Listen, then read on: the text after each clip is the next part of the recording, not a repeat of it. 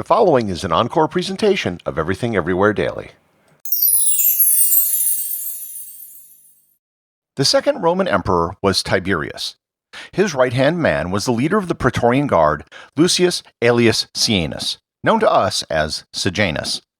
Over the years, Sejanus slowly gained power and influence, as well as a host of enemies throughout Rome. Eventually, however, all of his social climbing and power acquisition eventually came to an end in one spectacular and disastrous day. Learn more about Sejanus and his spectacular downfall on this episode of Everything Everywhere Daily.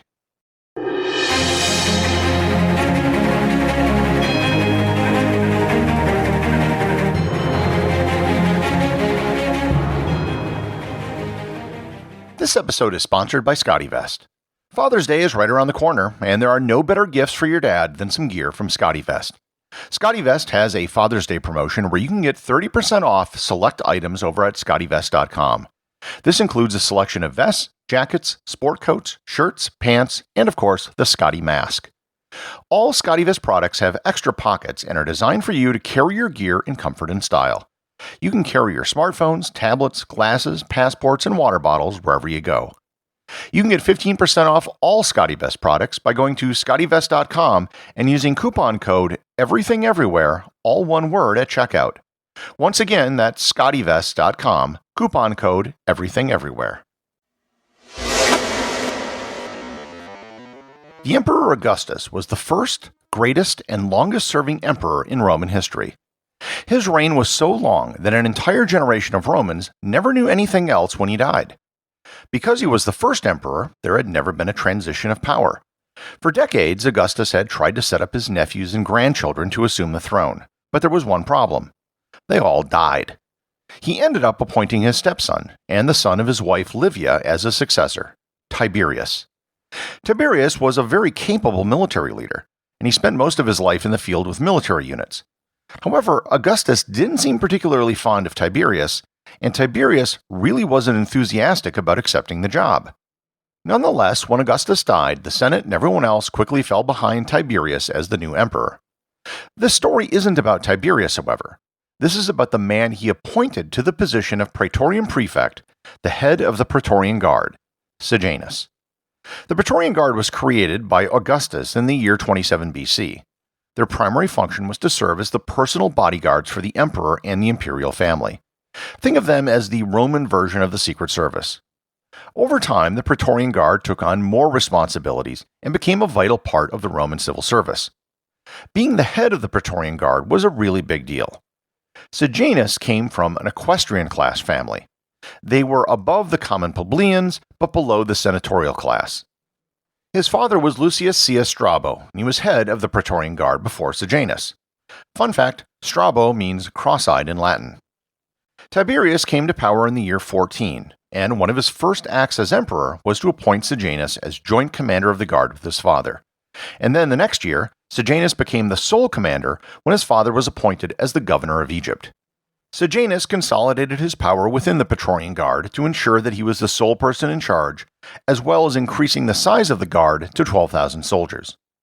He became a trusted confidant of Tiberius and his chief advisor. Eventually, he became the de facto number 2 person in Rome. Tiberius called him Socius Laborum, or the partner in his toils. Soon after his appointment in the year 15, Sejanus was sent with Tiberius' son Drusus to quell an uprising. The two began sparring with each other, which might have had something to do with power. Sejanus was clearly the number 2 guy, but Drusus was the heir apparent.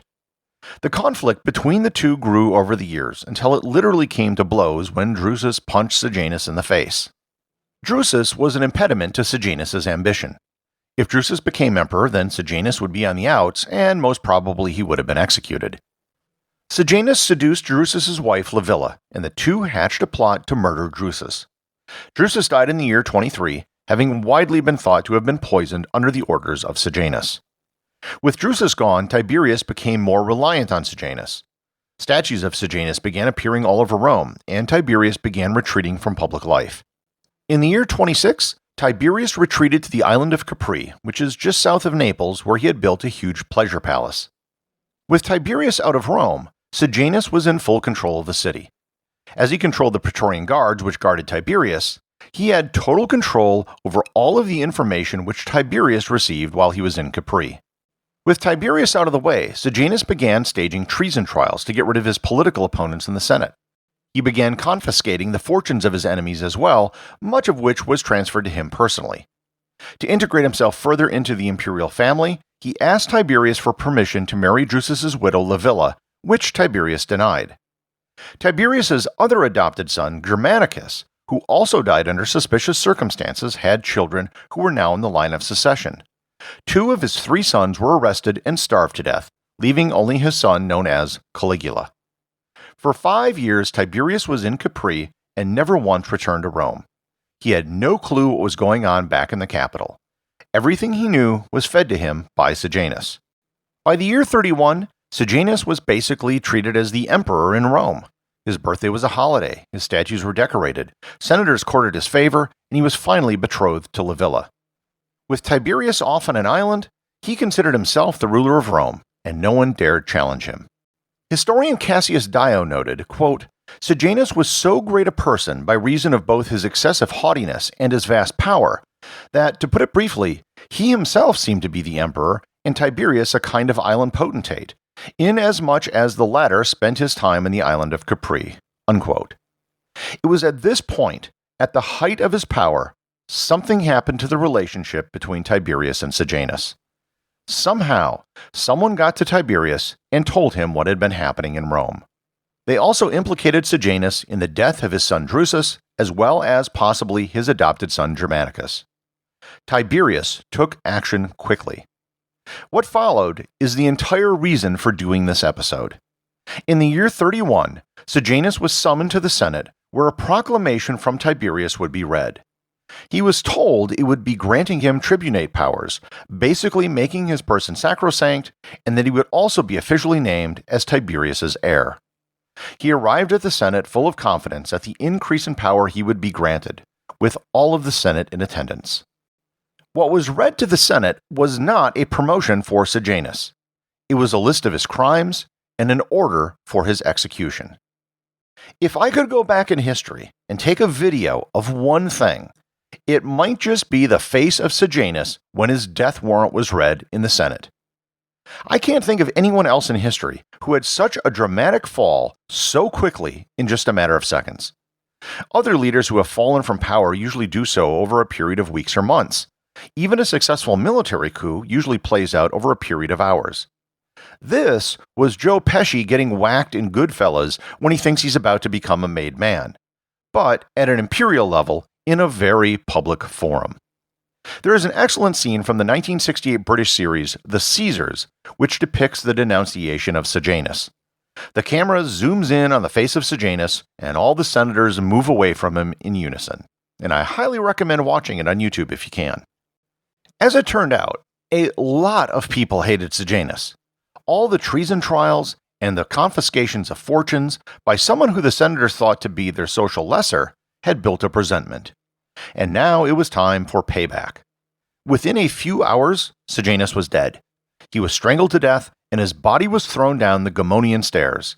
The crowd at the bottom literally tore his body to pieces. And this wasn't even close to the end of the retribution. The Senate passed a resolution of damnatio memoriae on Sejanus. If you remember back to my previous episode on the topic, it removed any mention of Sejanus. Every statue was to be destroyed, and any mention of him was to be erased. His entire family was sentenced to death. His son and young daughter were killed so he would have no descendants. His wife ended up killing herself. Riots broke out in Rome, and anyone who was associated with Sejanus was targeted. Tiberius then conducted his own treason trials, targeting those who had befriended Sejanus. These were widespread and lasted for years, as basically everyone had sucked up to Sejanus. Livilla was implicated in the death of her husband Drusus, and she was starved to death by her own mother to protect the rest of the family. The entire Sejanus affair tainted the reputation of Tiberius. He can be found on both the list of best and worst emperors in Roman history.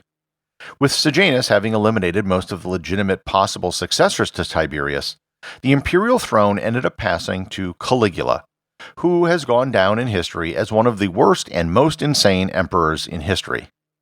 The biggest legacy of Sejanus was probably with the Praetorian Guard. This was the first time that they had inserted themselves into imperial politics, but it certainly wasn't going to be the last. Centuries later, they were the ones who chose emperors, and it literally got to a point once where they auctioned off the throne to raise money for themselves. Sejanus probably goes down as one of the most important non-emperors in the history of the Roman Empire. The associate producer of Everything Everywhere Daily is Thor Thomsen. If you'd like to support the show, please donate over at patreon.com. There is content only available to supporters, merchandise, and even opportunities for a show producer credit. If you know someone you think would enjoy the show, please share it with them. Also remember, if you leave a 5-star review, I'll read your review on the show.